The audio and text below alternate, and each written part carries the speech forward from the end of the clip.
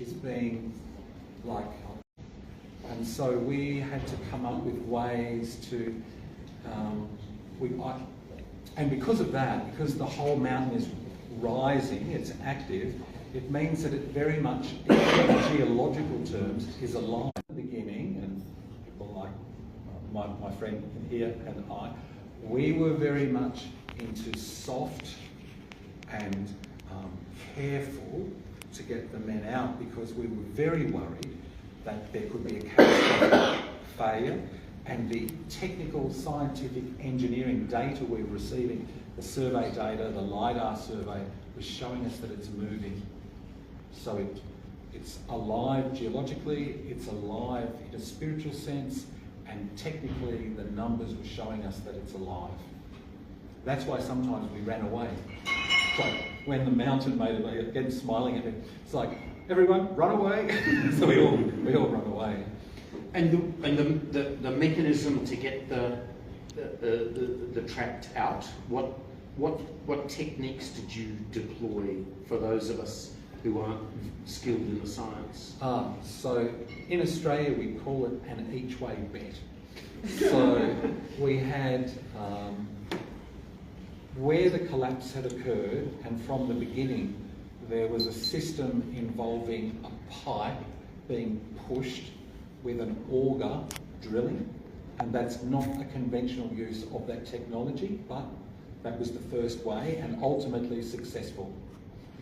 In addition to that, from the surface we had vertical drill coming down, and the vertical drill was in anticipation of a capsule where we could lift people up vertically, but because the mountain used to be the ocean bed, there's the risk of piercing the water that can sometimes get trapped in the rock when you've had an old ocean, and triggering a catastrophic collapse. And from the back, the other side of the mountain coming in, and from the side with a tunnel boring machine which was being prepped, and what we were working on, using the wall as one of the sides, a very ancient way of mining. To do the mining, the auger was progressing, the vertical drilling stopped because there were some problems, and the tunnel boring machine was on its way. So other than that, we were pretty relaxed. There wasn't much else on, apart from the press saying, when are they coming up? So famously, and this is the way in which you've cleverly framed the book, you made a promise. You made a promise that these people would get out. And I've got to question whether that promise was certain to be realised. And my guess is that you were making a calculation of the balance of benefit between offering a sense of hope, of optimism and of determination, and on the other hand, whether you were telling people something that might not come true. Why did you make that promise?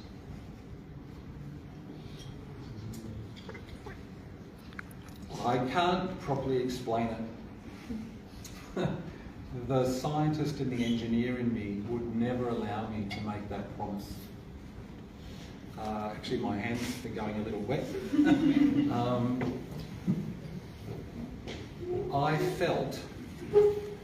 I felt that we could do it, and that's very odd. And I felt that I must demonstrate that we can do it through my words and my actions and the way that I behaved. And I can't explain that. And more than that, and it's in the book, I was never asked how many people I've ever rescued in my career of decades alive. So we ask you now? Yeah, and the answer is none. I've never been able to rescue anyone alive before, and always the people come out in body bags, and always it's about learning the lessons of how we failed. But for some reason, I felt that if we could just change the narrative, if we could all as a team believe that we can, and that's the feeling that we got in the team. And for those of us who were there, I see that we somehow, collectively, for 17 days, believed that we could do it, even though where the promise is on. So I got a bit wet in the hands, and I got a lot of criticism about my promise in the Western world, where people who knew me said, "What are you doing?" Like, well, they weren't that polite; they used other words. And yeah, but I felt it. You distinguish yourself by talking very generously about the other members of the team. Yeah. And when we met before, shortly after this, you were underlining to me how you were an outsider, a guest who was welcomed in, you were pleased to be part of it, but really it was other people who were. What have you got to tell us about partnership and about what is the Arnold Dix method of partnership that evidently was so successful? Partnership isn't, I don't think, something that you learn in a book. I don't think that partnership is something that you can study in a postgraduate course. The place to learn about partnership is in life. It's about working with different people, it's about different cultures, different religions, and being, I think, respectful of the place you find yourself. So and my mum, otherwise she's not here, I should say, thanks Mum, but my mother always taught me, you understand the rules of the house that you visit, and that was the approach I took. And when I arrived in Woodford, the rescue had been going for about 4 days or something, and things were going pretty badly. And so I somehow had to not be what I look like. So I'm not the pink colonial, I'm going to tell you what to do guy. I have to be me. And me is literally, how can I help? I have lots of tools, you've spoken, I have lots of hats. I do lots of jobs. How can I use these skills that I have to help the team? And I kind of just got into the team.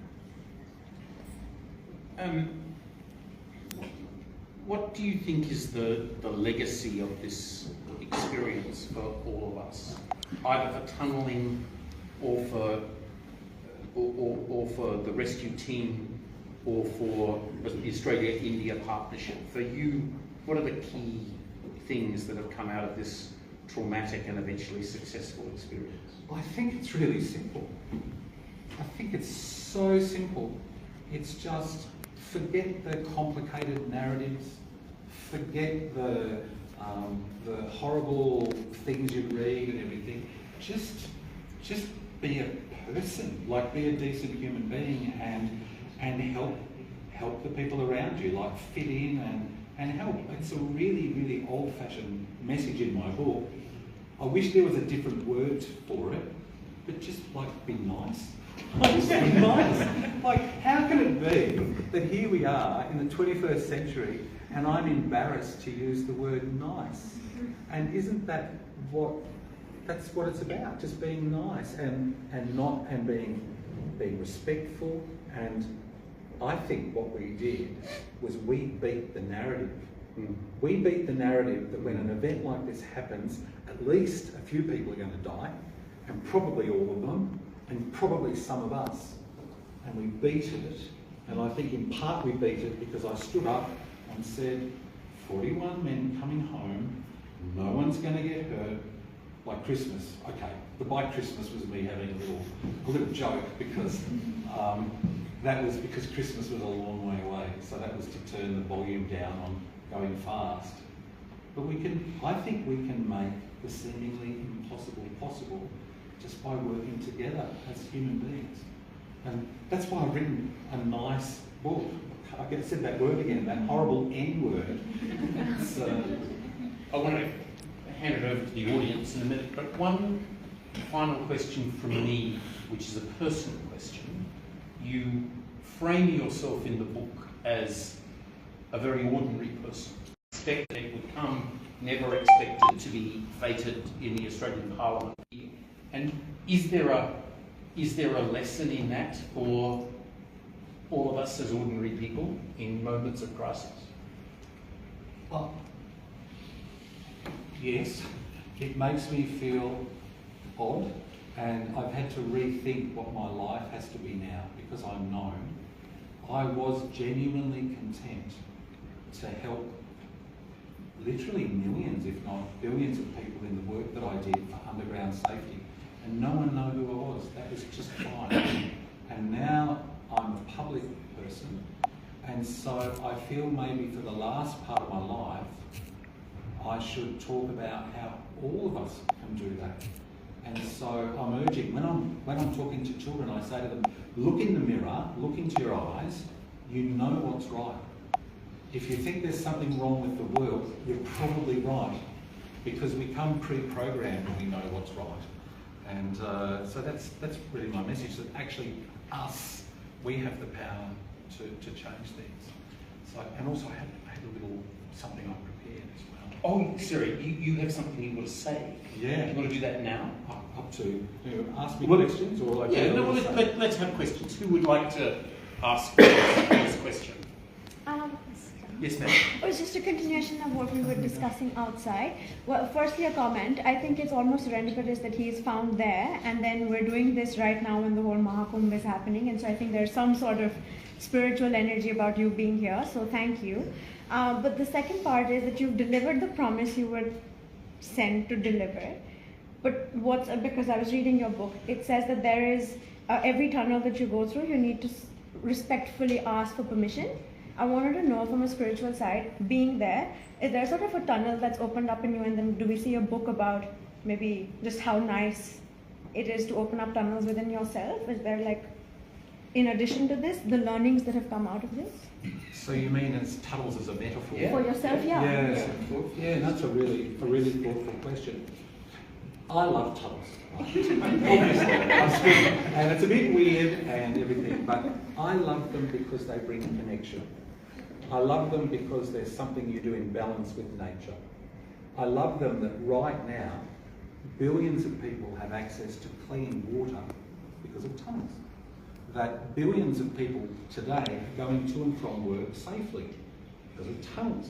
So for me, the whole world is tunnels, and even in the Himalaya, the fact that this tunnel was for the pilgrims, and this tunnel would take away the risk of going across the mountain, the landslides and everything. It's a special tunnel. So yeah, maybe there is. You've got me thinking now. There was the art of motorcycle maintenance and Zen Buddhism? Yeah. The art of tunnels and Hinduism or something. I don't know. It's to do something. So maybe like tunnels are nice or something. Yeah, tunnels are nice. Yeah. How nice are tunnels? Who else would like to ask the question or make a comment? Yes, please. Hello. So, Pallavi from Australian High Commission. So, what we read about the tunnel rescue was from the technological side or in media. You brought in the human side and spiritual side today. So, sir, my question is more on the human side. After the tunnel rescue, maybe a year after, did you get a chance to meet the families, the people who were trapped, and have they been connected with you? Have they connected with you, or have they interacted with you after the rescue operation? How has their life changed? Things like that. You can share about them. It's a really interesting question for a whole range of reasons. Firstly, when I help someone, I actually don't ask for thanks.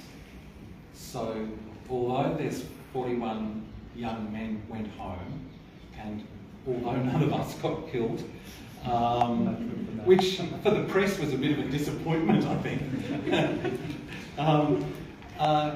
There's no expectation from any people who are involved in the work we do that there'll ever be any further attachment. Because our job is to make the world better. It's not to want someone thanking you or whatever like that. I did run into 21 of them at the airport down at Derridin after I missed my helicopter because I went to the temple, even though I wasn't meant to go to the temple, but anyway, I went to the temple to give thanks because my prayers had been answered. And so I've met some of the men, but I think it's okay. Like, they've got their lives back. Carly will get them soon enough. He'll get me soon enough. Yeah, so there's no relationship. It's like, and even how would they talk to me? They're unlikely to speak English. Maybe they've got mobile phones, some of them, but yeah, so I don't know. They're just living their lives, which is all I ask for. Just let them have a family, let them live.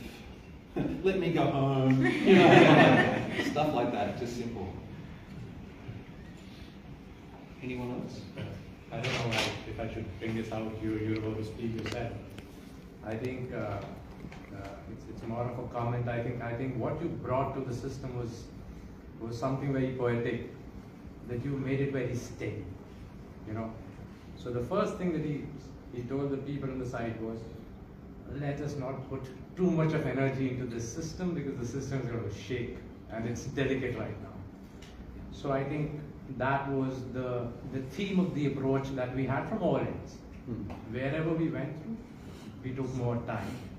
We went slow, we went steady, and it was him at the background telling everyone to ensure that whatever we do at a slow and a steady pace to ensure that we just put in the right amount of energy in the system. And I think that was the baseline theme, which ensured that we are safe and they came out safe. So that was great. See, I'm a bit bashful. I wasn't. So we worked closely together, and it's true. What I would say is, if you have a choice between hard and soft, go soft. And if you have a choice between fast and slow, go slow. And the other one was, if you're feeling tired, have a rest. Because if you accept that this mountain is made of awful rock and it's collapsing, we don't want to anger it. We have to sort of, if we're a surgeon, it's like doing surgery with no anaesthetic. So we have to be softly, which is what worked. And normally, I know this will come as a surprise, boys like doing things big and strong and tough. So yeah, softly. Sir, did you have a question? Dr. Dixon, my name is Shaju, and I have a very personal question. Before I put the question, I just wanted to take this opportunity to thank you for sharing your experience with us. My question is, you did mention that every time you entered a tunnel, you used to come out with body bags, which can be very sad and disturbing. So was that the driving force this time, that you spoke about hope and determination when you first arrived here?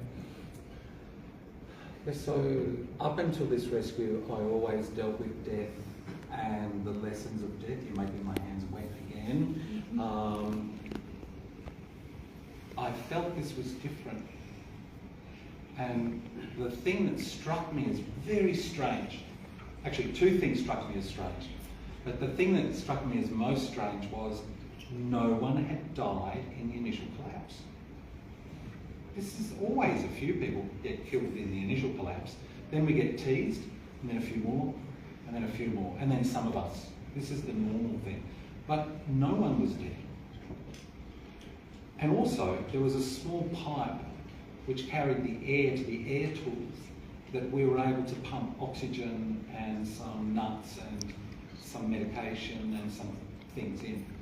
So my feeling was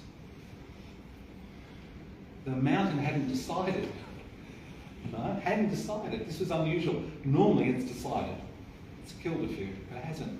So I just had a feeling that if we could behave ourselves, and if we could be honourable, as we've just discussed, if we could be not normal, if we could be soft, if we could be gentle, if we could be considered, if we could be like one big family, maybe we could end this differently. And of course that's what happened. And that's why, after it happened, instead of getting on the helicopter, I ran away to the top of the mountain to the temple to say thank you. Because I'd asked for something which I'd never got before. you should read your thing, but I'm going to ask you one final, very personal question. This is not on my list of questions, so I apologise. You've talked a lot about the spiritual side of this exercise and your engagement with Hinduism. Are you a religious person? Do you believe in God? Are you associated with a formal religion?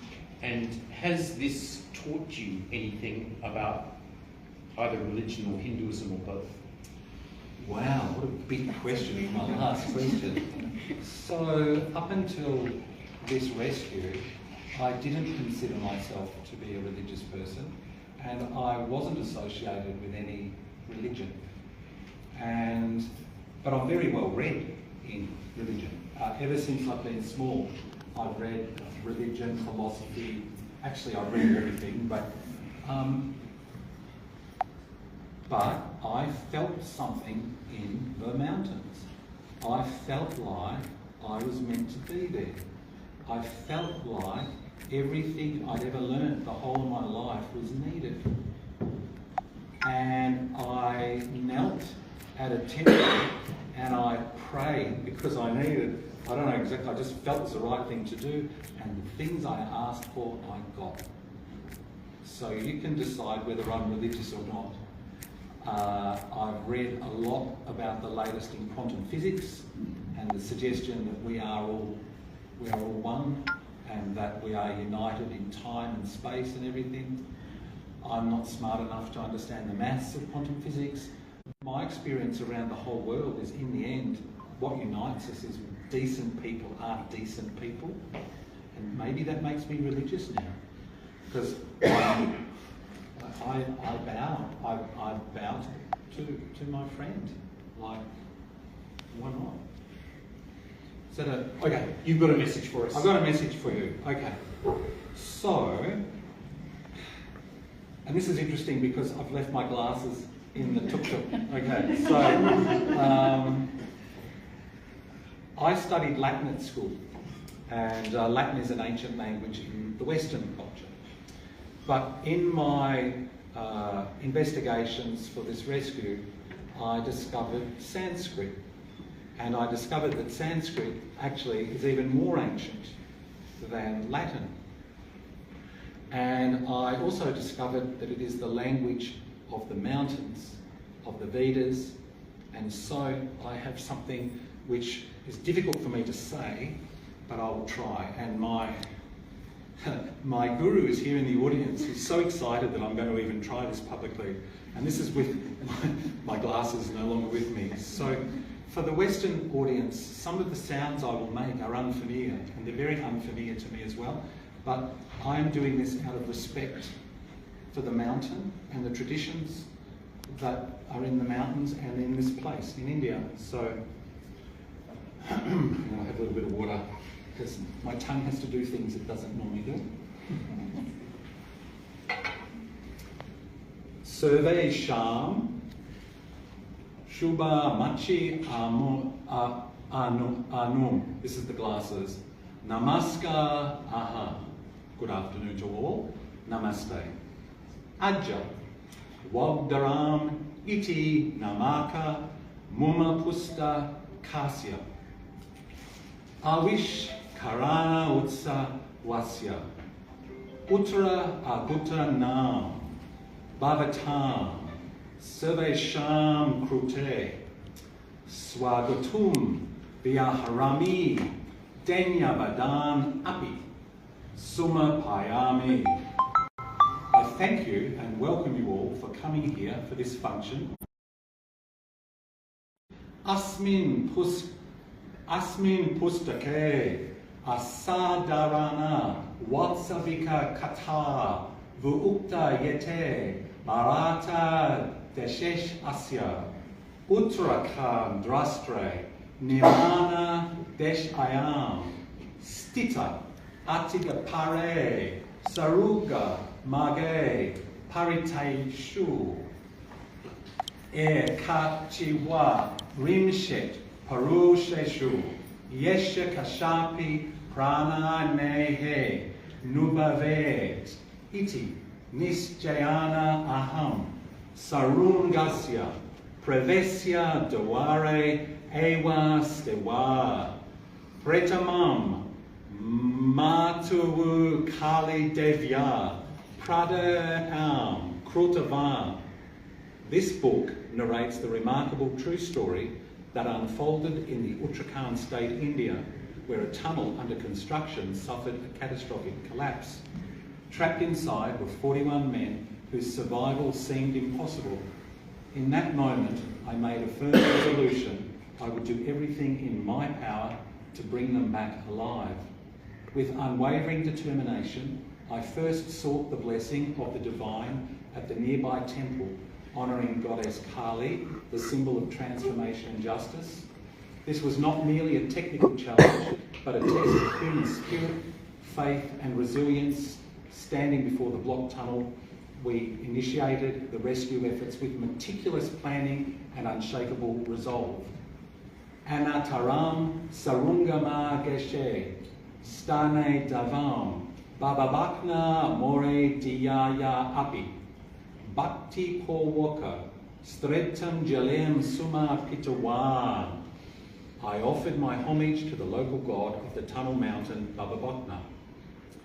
Arun Taram, Shastra Sinke Tikata Vijayanam Anusruchya, Sumskrita, Dharmika Veshayashu Api, Gauram Pradashayen, Asham, Sarvesham, Itra Samua Sapyanam, Sehayana, Maya Adbhuta, Yatra Pradrata.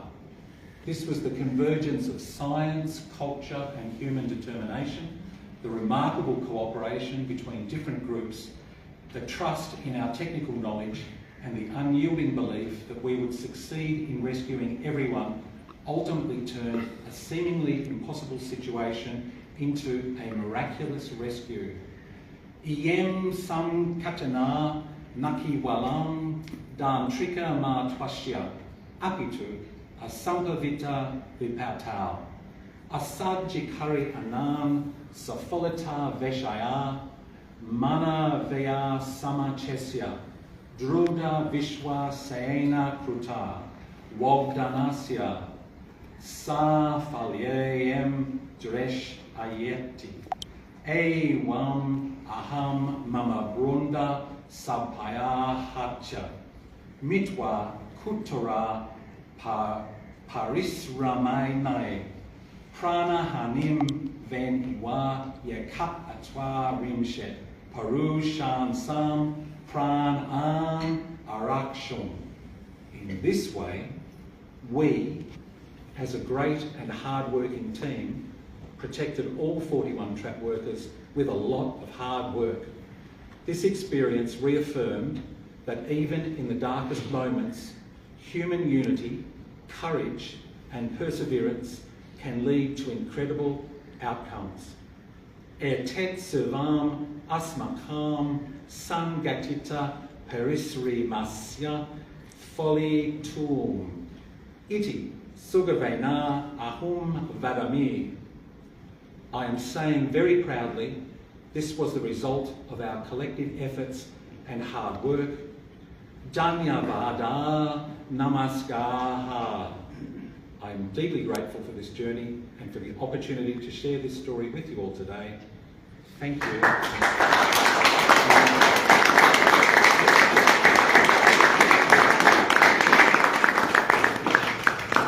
Nothing else needs to be said. Thank you very much for joining us, our audience. Thank you so much, Arnold Dix, for sharing more of your story.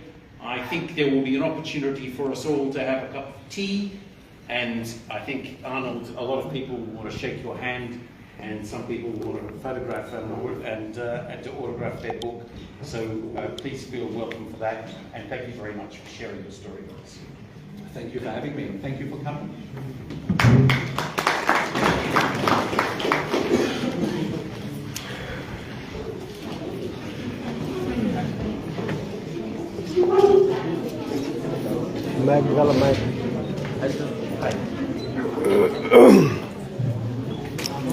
और देखिए mister Arnold एक हम लोग पुजारी जी के पास जाते हुए और मेरी यूनिट भी आ रखी थी देहरादून से, मैं चंडीगढ़। हाँ yes I am very well how are you Video. Yes. Yeah, I think so.